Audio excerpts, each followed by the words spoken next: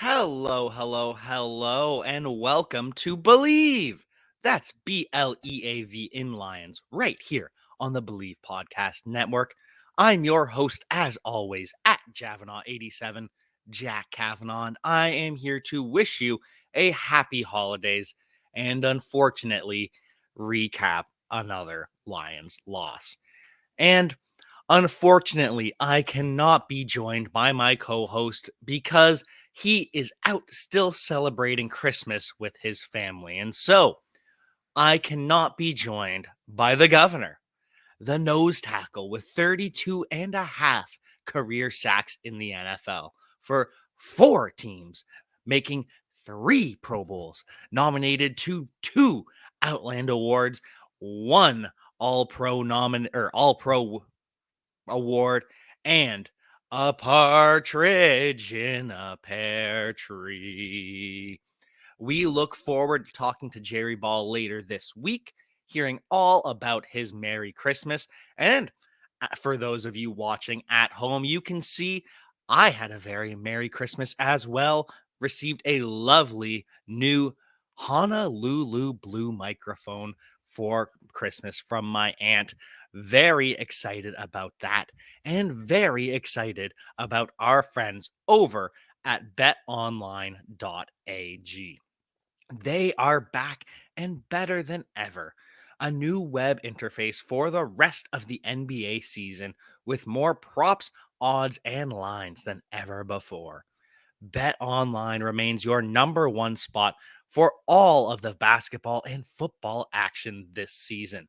So head to the updated desktop or mobile website to sign up today and receive your 50% welcome bonus with your first deposit. Just use our promo code BLEAV50 to receive your bonus. That's BLEAV 50. From basketball, football, NHL, boxing, and UFC, right to your favorite Vegas casino games, do not wait to take advantage of all the amazing offers available for the 2021 season. Bet Online is the fastest and easiest way to bet all of your favorite sports. Bet Online, where the game starts.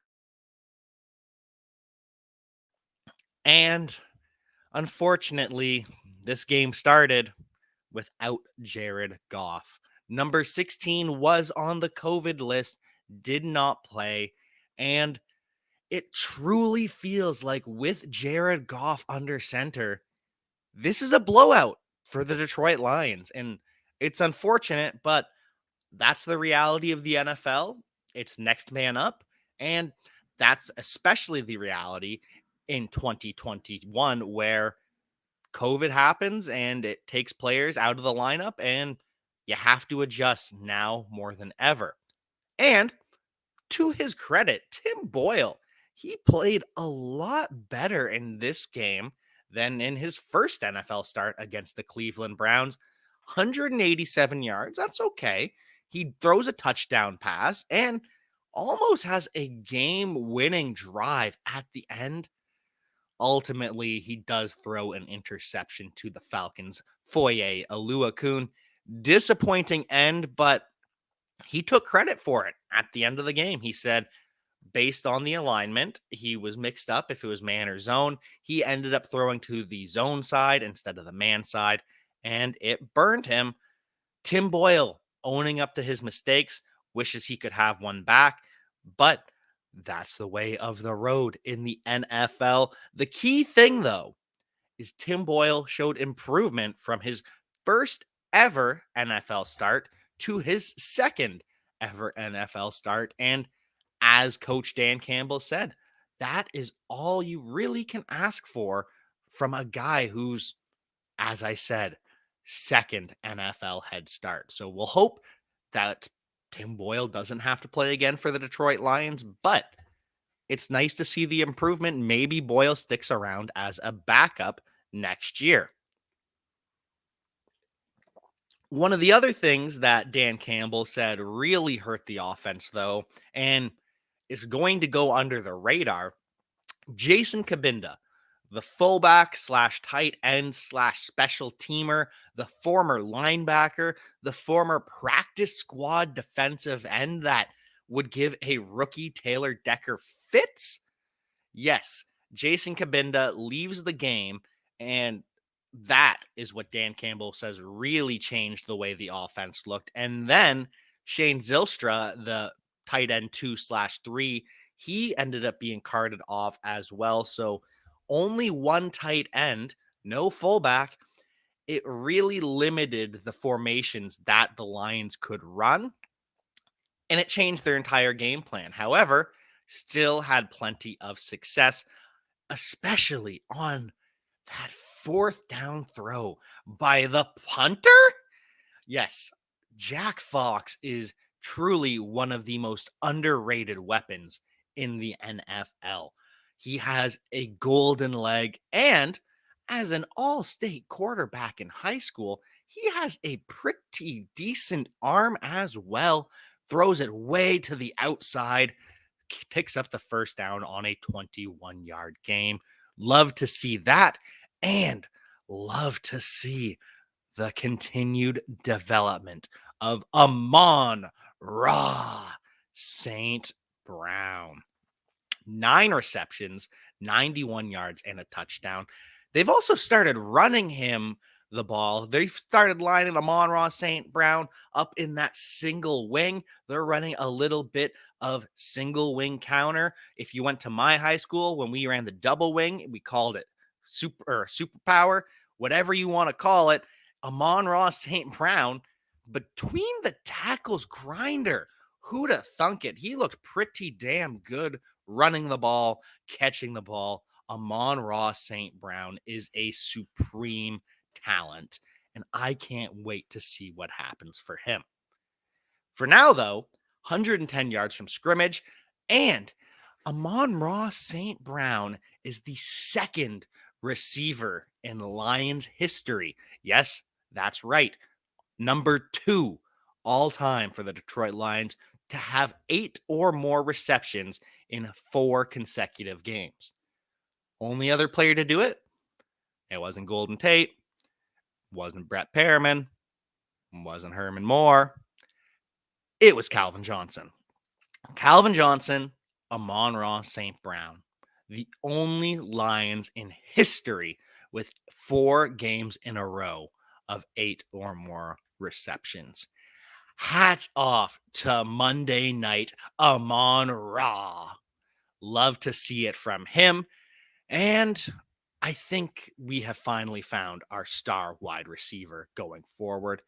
What I don't love, though, no DeAndre Swift again. DeAndre Swift misses his 4th game now with the shoulder injury. And I do appreciate that the Lions are not rushing DeAndre Swift back. All logic says that you cannot rush DeAndre Swift back. He is the star of your team. DeAndre, Amon-Ra, they are the future of this offense. So I understand it. But as a fan and as a fantasy football player, I really wanted to see DeAndre Swift out there. It makes my Sundays better when number 32 is on the field for the Detroit Lions. One of the best running backs in the NFL. It's just a joy to see him on the field. Fortunately, it was still a joy to see Jamal Williams return from the COVID reserve list. 19 carries for 77 yards from Jamal Williams. And Jamal just brings an energy to this Lions team. He's not going anywhere. However, maybe he does become the RB3 instead of the RB2 behind our guy on the Bleav in Lions podcast, Craig Reynolds, the young man out of Kutztown University in Pennsylvania. Now, he's not particularly effective, only 11 carries, and he doesn't gain that many yards. He only averages about 2.5 yards per carry.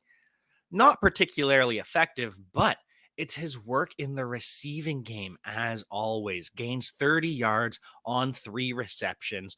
Craig Reynolds is a jitterbug out of the backfield. He and DeAndre Swift are going to work very well in the explosive aspects of 2022 Detroit Lions football. You have Jamal Williams there to grind out the tough carries, the short yardage. You gotta like what you're gonna see from Detroit Lions run game going forward. Today, 33 carries, 130 yards, and the Falcons defense really didn't look particularly impressive against a backup quarterback, missing several offensive linemen, missing their top running back. You'd have thought that the Falcons defense would have come out a little bit stronger. No sacks for the Falcons defense, only 3 tackles for loss in the entire game. And most of the tackles, they're done by linebackers, Foye Oluokun and Deion Jones. They both have double-digit tackles, but the Lions were getting a lot of push from their offensive line.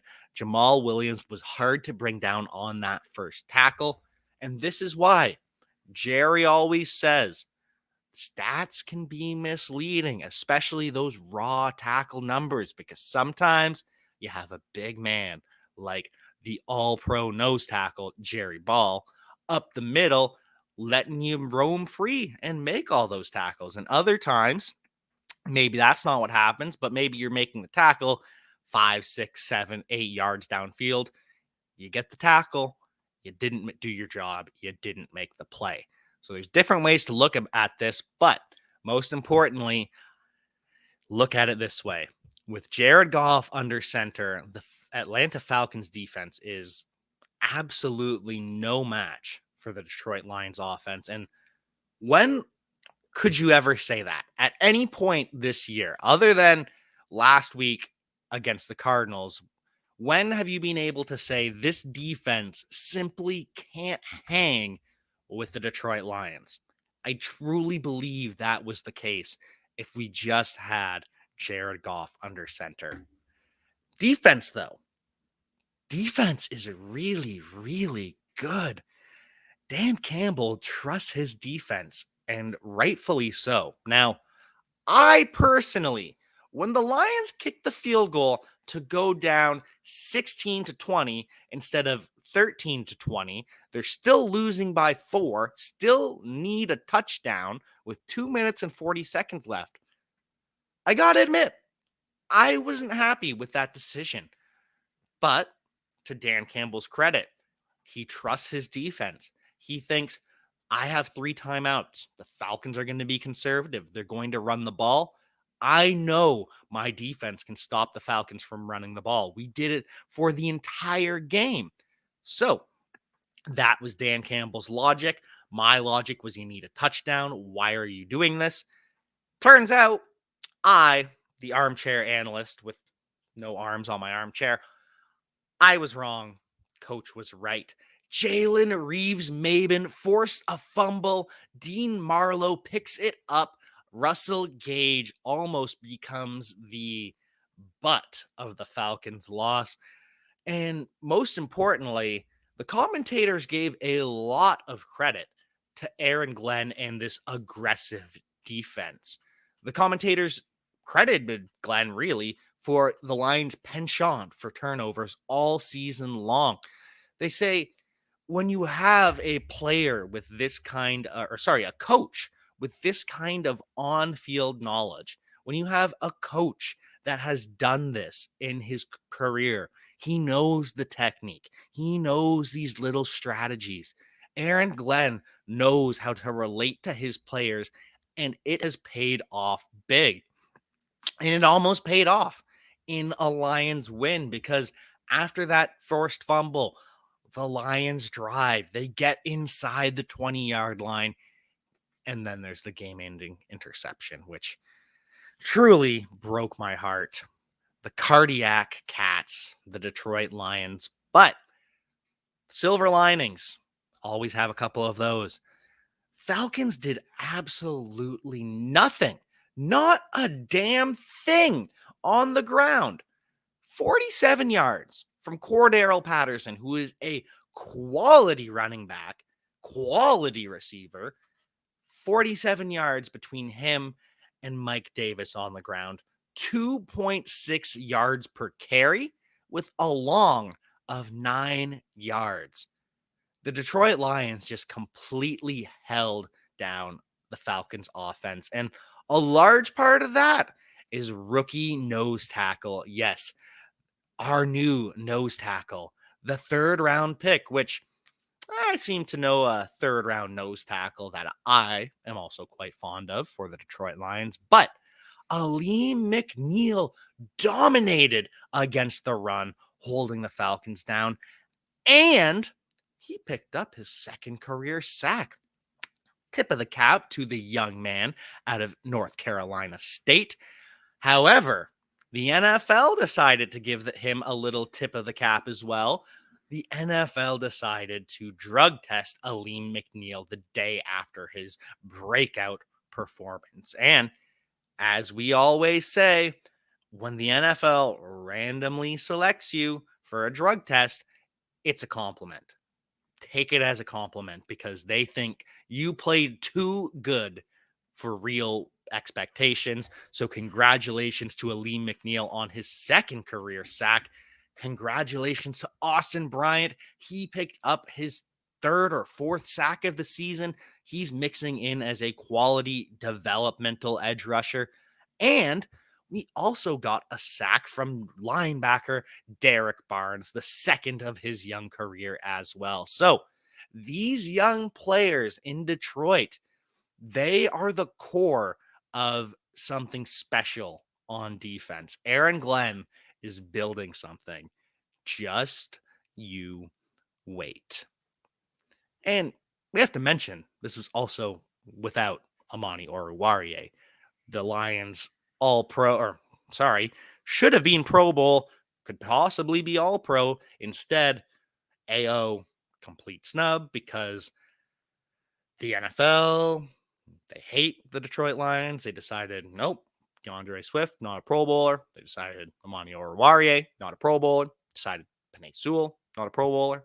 Decided that Jack, you need to shut up. You need to stop complaining about the Lions Pro Bowl snubs. I will not. I'm upset. I don't understand it. Sorry. Back to reality.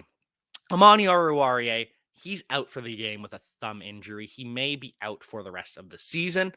They still hold Matt Ryan, former MVP Matt Ryan, to just 215 yards and 1 touchdown pass.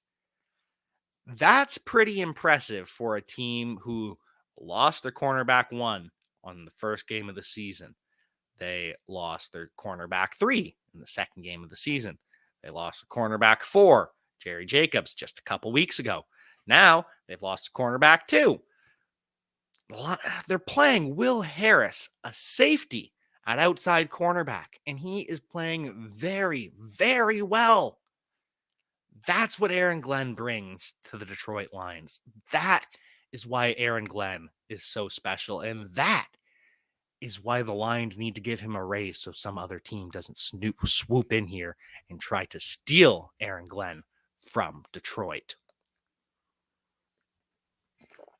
As for the Falcons offense, how they match up with our dominant defense, really, there's only one player to talk about. We mentioned Matt Ryan. He's okay. We mentioned Cordero Patterson and Mike Davis. They're not very good. Now, we have to talk about the lone bright spot for the Atlanta Falcons, and that's their replacement to Julio Jones, tight end Kyle Pitts. 6 receptions, 102 yards. Pitts, the rookie tight end out of Florida, completely uncoverable, not only by the Detroit Lions, though, because you see, Kyle Pitts now has 64 receptions for 949 yards as a rookie tight end. We all know how slow the development curve at tight end is. The Detroit Lions just drafted TJ Hawkinson 3 years ago to be their number 1 option on offense, to be their Kyle Pitts. And in 3 years, Hawkinson has not shown what Kyle Pitts has shown in one. So to do that as a 20-year-old, that is special. And what's even more special for Kyle Pitts, he is now second all time in receptions behind only Jeremy Shockey. He is now second all time in receiving yards behind only Mike Ditka. Kyle Pitts needs just 5.5 receptions and 64 yards a game over his next 2 weeks. And Kyle Pitts will be the greatest rookie tight end of all time. Kyle Pitts is a freak of nature in the best possible way. He is going to make a difference in Atlanta for years to come. If only they can get a team around him. If only they can make a decision on Matt Ryan. And hopefully, Calvin Ridley, who has taken some time off with some mental health issues, we hope that Calvin Ridley can return to his bliss in 2022, join the Falcons in that time on his own accord when he is ready. But maybe the Falcons aren't as far away as we think if they can continue to build around Kyle Pitts and if they build that offensive line to protect Matt Ryan, because my goodness, he needs it. He truly, truly needs it. To do that, I'm not sure what will happen because the Falcons don't look to have a particularly high pick in the draft. They've been kind of so. They need a lot of pieces to rebuild around them. The Lions also need a lot of pieces to rebuild, but they now have the advantage in the draft order. As long as they lose one of their next 2 games, the Detroit Lions are locked in to a top 2 pick. Yes, that's right. For all of you that are debating Aiden Hutchinson or Kayvon Thibodeau or Aiden Hutchinson. Lions, if they lose, will get one of those players. Unless something else happens. Maybe Matt Corral sneaks up the draft boards. Maybe Kyle Hamilton, the safety, which I wouldn't love, a safety at number 2 overall. Maybe he sneaks up. Maybe Kenny Pickett, he sneaks up. There's a lot that could happen, but don't worry, Lions fans. I know everyone was panicking when we beat the Cardinals. Oh, is that going to screw up the draft pick? Did the Lions lose by winning? No. Stop. They didn't. It's okay. So the Jaguars, they lose to the Jets. They are now 2-13. They currently would pick first in the NFL draft. The Lions, they're 2-12. They are 2-12-1, sorry. They would currently pick second. The Texans, the Jets, and the Giants are all tied at 4-11. So even if the Lions win their next 2 games, if the Texans, Jets, or Giants win any of their next 2 games, Lions still can't pass them. So I know your head's probably confused now, a lot of moving parts. So let me sum it up real quick. Lions lose, guaranteed a top 2 pick. If the Lions win their next 2 games, but the Texans beat the Titans or the 49ers, the Jets beat the Bucks or the Bills, which seems a little less unlikely, or the Giants beat the Bears or Washington, then Lions still get a top 2 pick. Lions are in a good position right now. We're happy with what we've seen from Detroit this season. Dan Campbell, he looks like a true blue bona fide head coach, and he sealed that with his win over the Cardinals. Amon-Ra St. Brown, he is a stud at receiver. DeAndre Swift, he is an all-pro running back in the making. This offensive line is going to be one of the best in football. And this defense, with so many injuries, with so much youth, has been balling out. The future is bright for the Detroit Lions. Santa was truly good to us this year with almost locking up that top 2 draft pick. So I would just like to say once again, happy holidays to all of our friends. Happy Merry Christmas, Happy Hanukkah, and hope you have a happy new year as well. And so make sure you check out our friends over at betonline.ag for all of the betting action this coming new year season. But we will talk to you once more before then.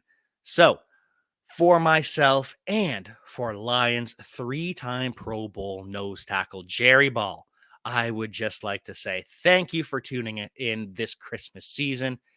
And with that, I will break it down. 1, 2, 3. We Bleav.